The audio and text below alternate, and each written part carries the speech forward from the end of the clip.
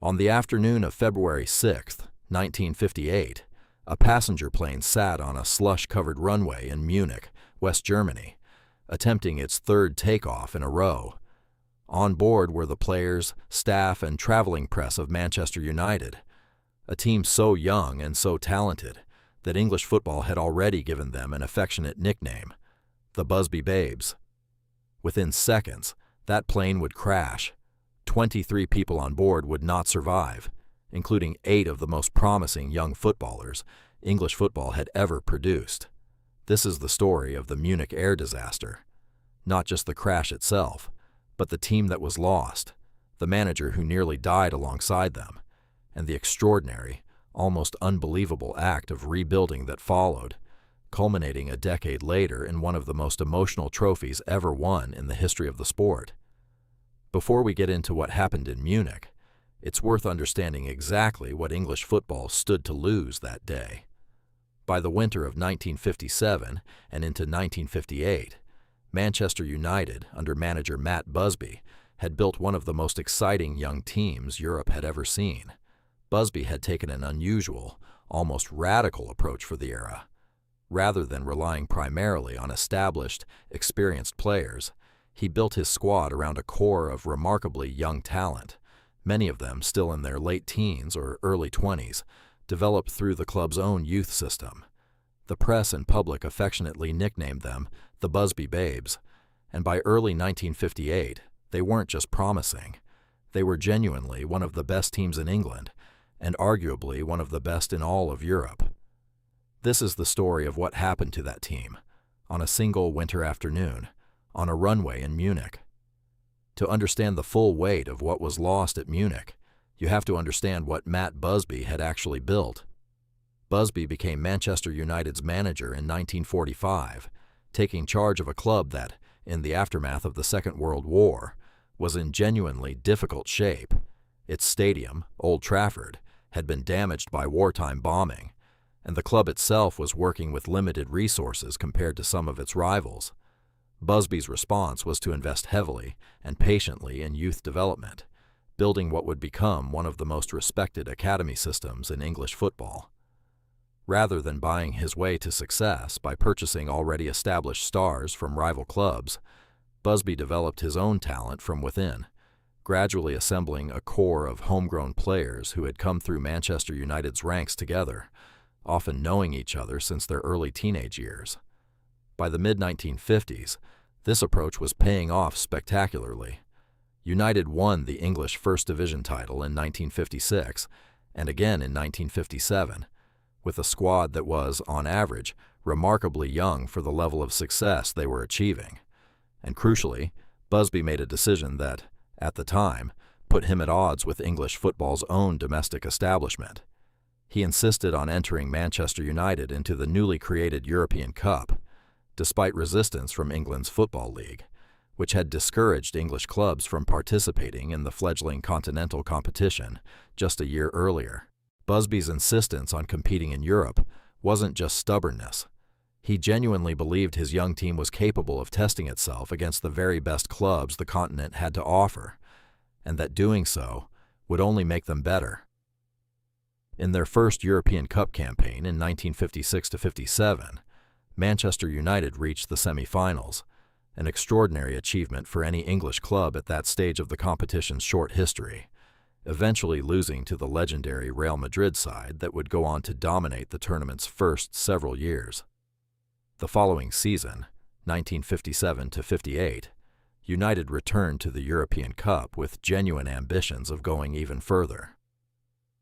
The team that took the field that season featured a core of players whose talent, even by the standards of the era, stood out immediately. Duncan Edwards, still only 21 years old, was already being described by teammates, opponents, and journalists alike as one of the most complete footballers anyone had ever seen. Powerful, technically gifted, and equally effective in defense or midfield, he had already made his full England debut at just 18. Roger Byrne captained the side and had established himself as one of England's most reliable defenders. Tommy Taylor was one of the most feared strikers in English football. Eddie Coleman, David Pegg, Mark Jones, Jeff Bent, and Liam Whelan rounded out a squad that, across the board, represented not just United's present, but what many believed would be English football's future for the next decade. United progressed steadily through the 1957-58 European Cup, defeating Shamrock Rovers in the preliminary round and Dukla Prague in the first round, before facing Red Star Belgrade of Yugoslavia in the quarter-finals, a tie that would end up being the team's final European Cup match for reasons no one could have anticipated. On February 5, 1958, Manchester United traveled to Belgrade for the second leg of their European Cup quarter-final against Red Star, holding a narrow first-leg advantage from the home fixture played several weeks earlier. The match itself was a dramatic, back-and-forth affair, finishing 3-3 on the night, a result that, combined with United's first-leg lead, secured their place in the European Cup semi-finals on a 5-4 aggregate scoreline. It was, by every account, a thrilling, hard-fought European away performance from a team that was continuing to prove itself against the very best competition the continent had to offer. Spirits within the traveling party were high. The team had just booked their place among the final 4 clubs remaining in Europe's premier competition, with genuine belief that they had a real chance of going all the way to the final itself.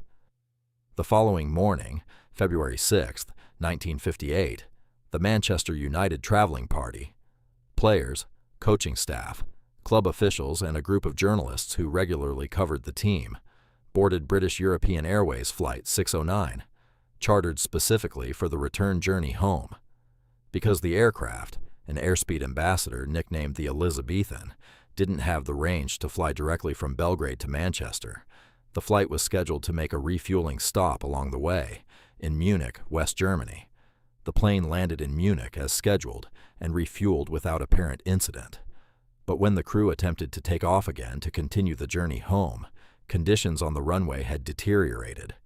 A mix of slush and melting snow had accumulated along parts of the runway surface, conditions that, as later investigation would reveal, created serious, poorly understood risks for aircraft attempting to reach takeoff speed at the time. The pilots attempted takeoff once, but aborted the attempt after noticing irregularities with engine performance, specifically a fluctuating pressure gauge and unusual engine noise that raised immediate safety concerns. They returned to the terminal area, and after review, the crew attempted takeoff a second time. That attempt was also aborted for similar reasons. Passengers, including several of the players, disembarked briefly during this delay. Reports from survivors and witnesses describe a mood in the terminal that mixed frustration at the delay with the ordinary impatience of travelers eager to get home after a long, tiring away trip. Nobody on board had any indication of what was about to happen next. After the second aborted attempt, the crew decided to try one final time. This time, no mechanical fault was found with the engines themselves. Passengers reboarded, and the aircraft taxied back into position for a third takeoff attempt. The third attempt began normally, but as the aircraft accelerated down the runway, the slush that had built up on the surface, a hazard not yet fully understood by aviation safety standards of the era, significantly slowed the plane's acceleration. The aircraft simply couldn't reach the speed necessary to achieve liftoff before running out of usable runway. Unable to become airborne, the plane overran the end of the runway. It crashed through a boundary fence and then struck a nearby house and a wooden hut that, catastrophically, contained fuel and vehicles. The impact tore the aircraft apart, and a fire broke out amid the wreckage. Of the 44 people on board, 20 died at the scene of the crash. Among the injured taken to Munich's Rechts der Isar hospital, several were unconscious or in critical condition, and 3 more would die from their injuries in the days that followed, bringing the final death toll to 23. Among those killed were 8 Manchester United players: Roger Byrne, the team's captain, Tommy Taylor, Eddie Coleman, David Pegg, Mark Jones, Jeff Bent, and Liam Whelan, who all died either at the crash site or shortly afterward. Duncan Edwards, the extraordinarily gifted 21-year-old, whom many considered the finest young footballer England had ever produced, survived the initial crash and fought for his life in the Munich hospital for 15 days before ultimately succumbing to his injuries. Beyond the players themselves, the disaster also claimed the lives of club staff, journalists who had traveled with the team to cover the match in Belgrade, and members of the flight crew. It remains, to this day, one of the deadliest tragedies in the history of European club football. Amid the horror of the crash, accounts from survivors describe extraordinary acts of courage in the immediate aftermath. United's goalkeeper, Harry Gregg, though injured himself, is credited with returning repeatedly to the burning wreckage to pull other survivors clear of the flames, including teammates Bobby Charlton and Dennis Viollet, along with several other passengers. Gregg's actions that day are remembered as one of the defining acts of heroism connected to the disaster. Bobby Charlton, then just 20 years old, survived the crash and would go on, over the following decade, to become one of the most celebrated players in the history of English football. His survival and his subsequent career would come to represent, for many United supporters, both the tragedy of what was lost and the resilience of what eventually followed.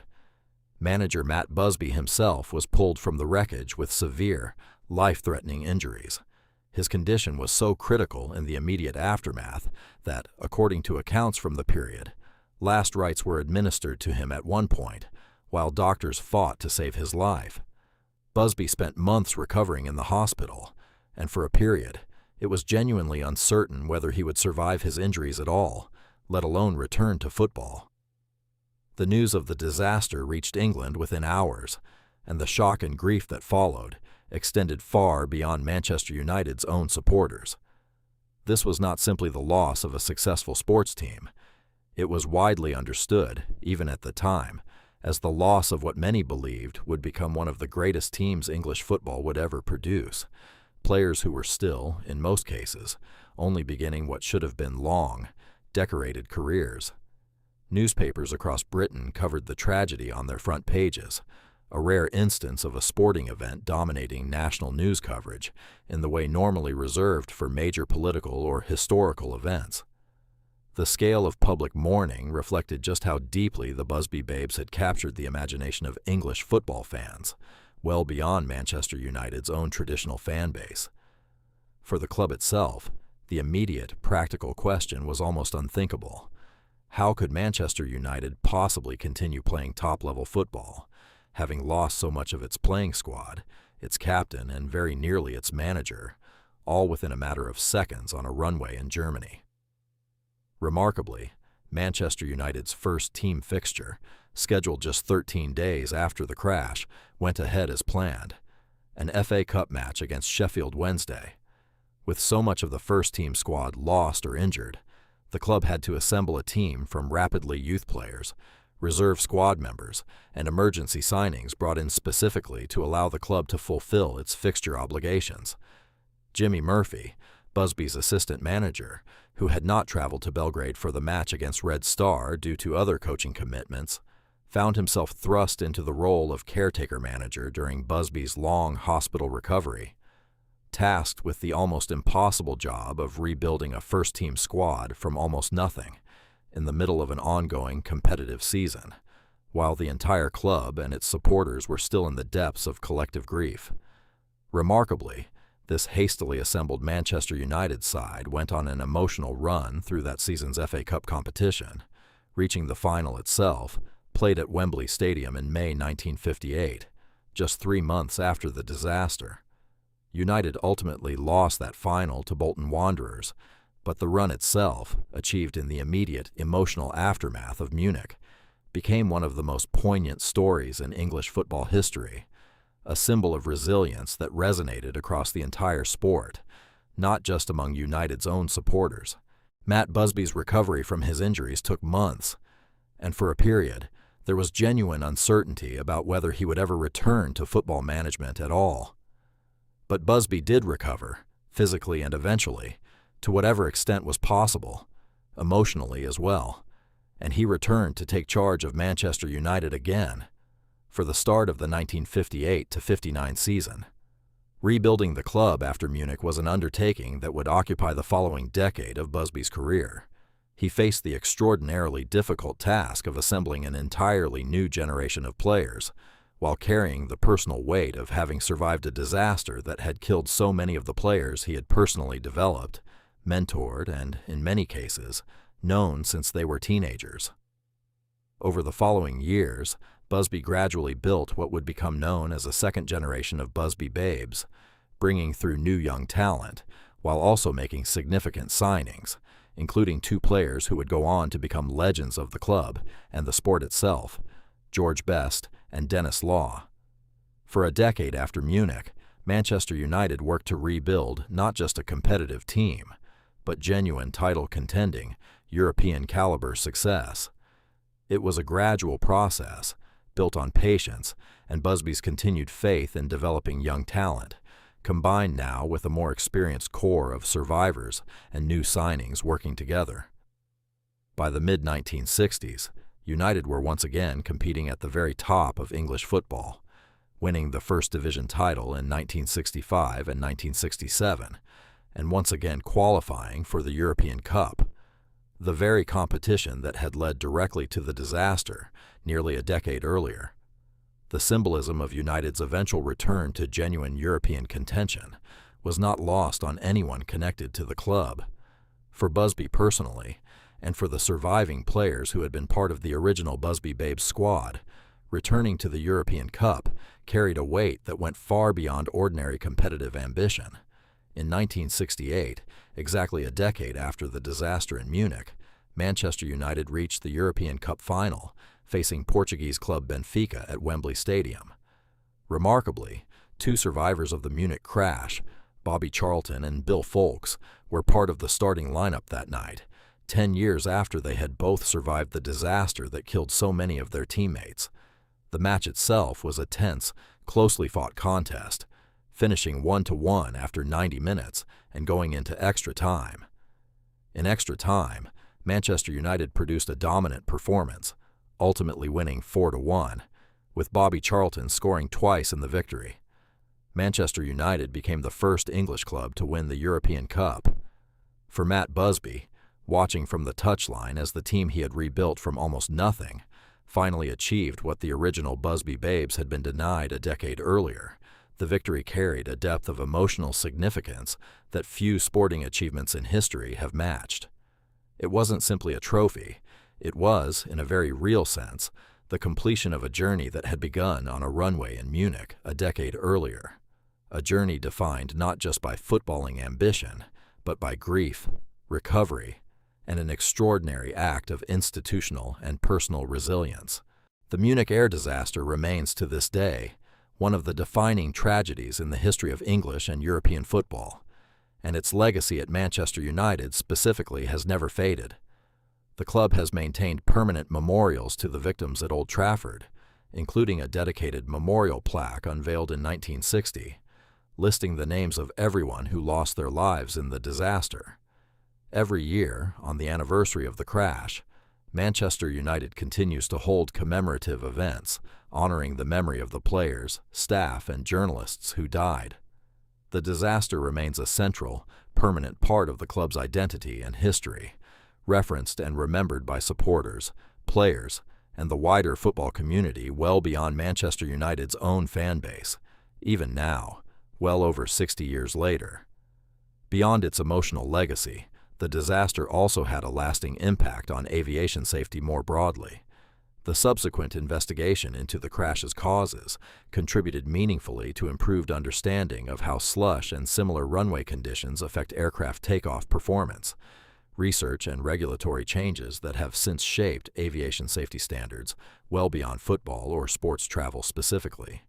A legacy that, while far less visible than the football history it's connected to, has almost certainly helped prevent similar tragedies from occurring elsewhere in the decades since. It's worth spending time specifically on what life looked like for the survivors of Munich in the years that followed, because their stories are as central to this history as the disaster itself. Bobby Charlton has spoken over the decades about the profound, lasting impact the crash had on him personally, the loss of close friends and teammates he had grown up alongside within United's youth system, and the complicated experience of building a legendary career in the shadow of that loss, representing a club and a set of teammates who never got the chance to fulfill their own potential.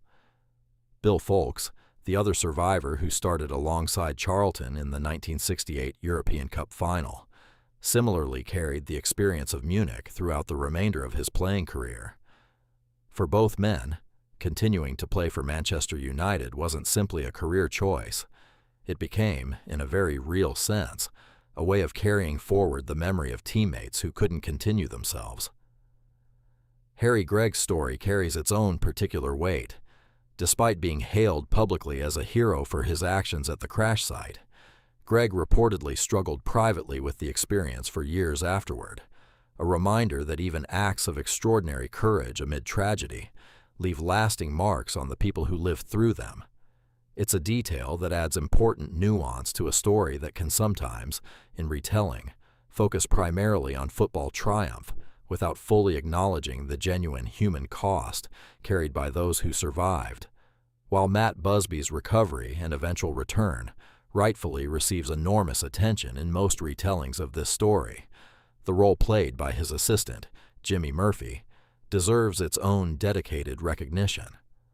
Murphy, who had not traveled to Belgrade due to other international coaching commitments with the Wales national team, found himself thrust almost overnight into full responsibility for Manchester United, at precisely the moment the club needed steady, capable leadership most. Murphy's task was staggering in scope, rebuilding a competitive first-team squad from youth players and emergency signings, all while managing a club, a playing staff, and a fan base in the depths of collective grief, and without knowing for a period of weeks whether Busby himself would survive his own injuries. That Murphy managed to guide the hastily assembled team all the way to that season's FA Cup final, just months after the disaster, stands as one of the most underappreciated achievements in the entire history of English football management, a period of leadership carried out almost entirely outside the spotlight, typically reserved for Busby's own contributions to the club's recovery.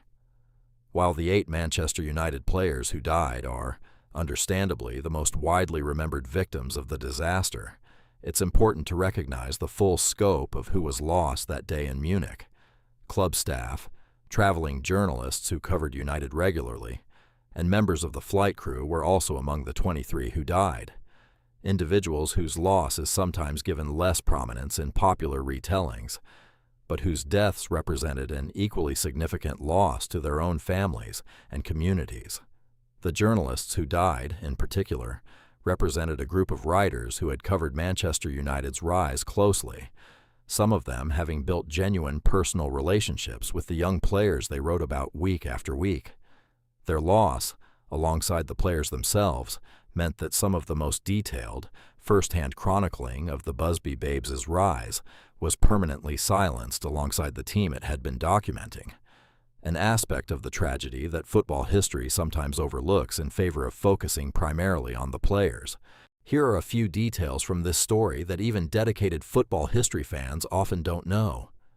Duncan Edwards, despite being critically injured, survived for 15 days after the crash, and reportedly remained conscious and lucid for much of that period, at one point asking hospital staff about the outcome of a match United had scheduled during his hospitalization, a detail that has long stood as a poignant illustration of just how central football was to his identity, even in his final days. Harry Gregg, whose heroic actions at the crash site saved multiple lives, largely avoided public discussion of his role in the rescue efforts for years afterward, reportedly finding the attention difficult given the scale of loss he had witnessed firsthand. And the 1968 European Cup final victory, achieved almost exactly a decade after the disaster, remains one of the most statistically improbable comebacks in football history when measured not in a single match, but across an entire decade of institutional rebuilding from what was, at the time, one of the most devastating losses any football club had ever experienced. It's tempting to treat a story like this purely as football history, a tragic chapter in the story of one club, however significant. But the Munich Air Disaster, and everything that followed it, offers something that extends well beyond football itself, a genuine, well-documented example of institutional resilience in the face of catastrophic, sudden loss. Matt Busby's decision, and the decision of everyone connected to the club in the years that followed, to continue, to rebuild, and eventually to succeed again, wasn't simply a sporting achievement. It was a demonstration of how organizations and the people within them can carry forward the memory and legacy of what was lost while still finding a way to move forward and build something new. That lesson about grief, resilience, and rebuilding resonates well beyond the specific context of football, and it's part of why this story continues to be told, referenced, and remembered more than 60 years after it happened. 23 lives lost on a runway in Munich, 8 young footballers, many of whom hadn't yet turned 25, whose promise English football would never fully see fulfilled, a manager who nearly died alongside them, and who spent the rest of his career carrying both the grief of that loss and the responsibility of honoring it. And a decade later, a European Cup trophy, lifted by 2 survivors of the original disaster, that stands today as one of the most emotionally significant victories in the history of the sport. The Munich Air Disaster remains a story about tragedy, but it's equally, and perhaps more importantly, a story about what came after, about a football club and the people who loved it, refusing to let a single devastating afternoon define everything that followed. If this story of tragedy, resilience, and remembrance moved you the way it moved us to research and tell it, make sure to subscribe, because we're covering more of football's most significant, emotional, and historically important true stories in the videos ahead. And in the comments, feel free to share what this story means to you, or what you'd like us to cover next.